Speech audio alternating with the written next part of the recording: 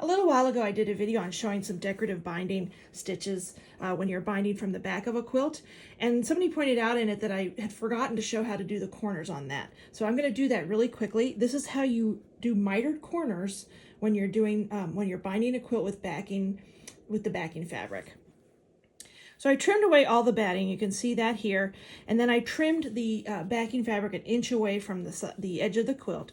First thing I did was press this down right to the edge of the quilt again, and then I'm going to fold it over again, and I'm going to pin it. I clip it actually. Hopefully you can see that. It's hard to see. It's very fiddly, I will say that. It's kind of fiddly, but there, I'm just going to clip that in place like so.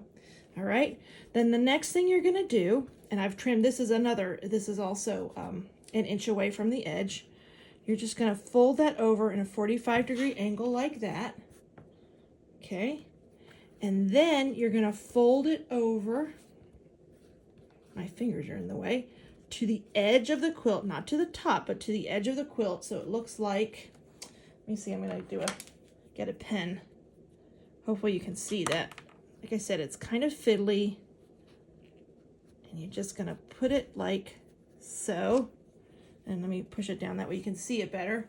There you can see that edge, and then you're going to fold it over again onto the top of the quilt, and you might need to try it a couple times. And there is that mitered corner, and I would definitely clip that so it doesn't pop off. And then you're going to stitch around with your decorative stitch.